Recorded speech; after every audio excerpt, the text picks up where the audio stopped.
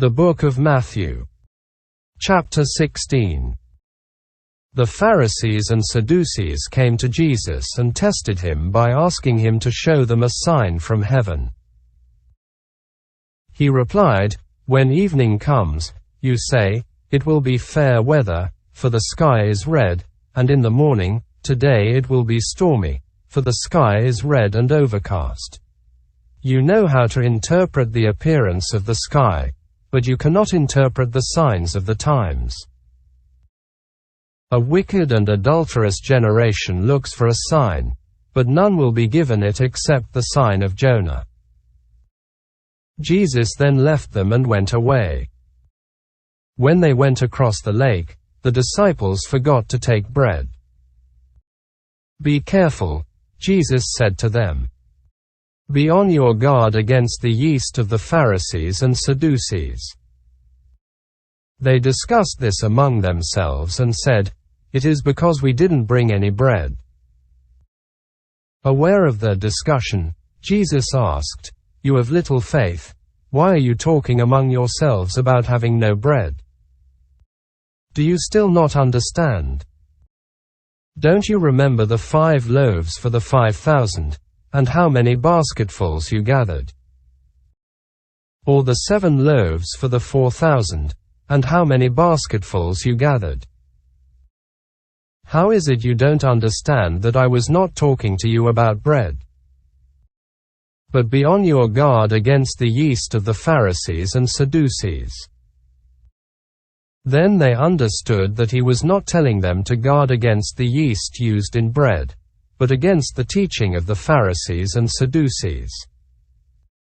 When Jesus came to the region of Caesarea Philippi, he asked his disciples, "Who do people say the Son of Man is?" They replied, "Some say John the Baptist, others say Elijah, and still others, Jeremiah or one of the prophets. But what about you?" He asked. "Who do you say I am?" Simon Peter answered, "You are the Messiah, the Son of the living God." Jesus replied, "Blessed are you, Simon son of Jonah, for this was not revealed to you by flesh and blood, but by my Father in heaven. And I tell you that you are Peter, and on this rock I will build my church, and the gates of Hades will not overcome it.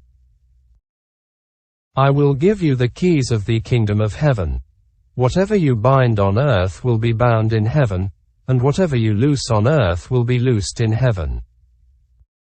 Then he ordered his disciples not to tell anyone that he was the Messiah.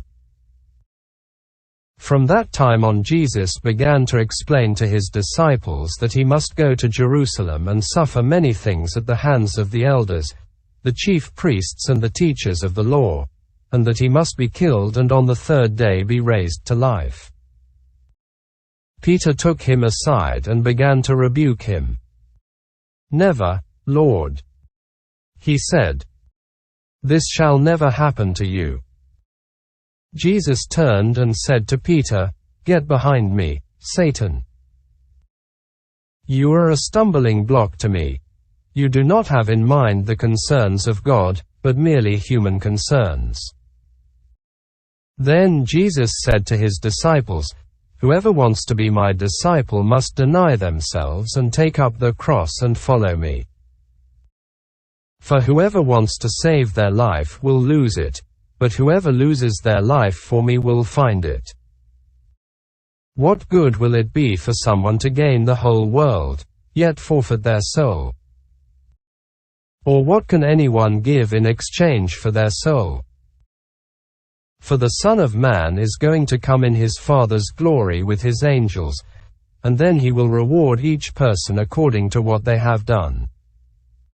Truly I tell you, some who are standing here will not taste death before they see the Son of Man coming in his kingdom."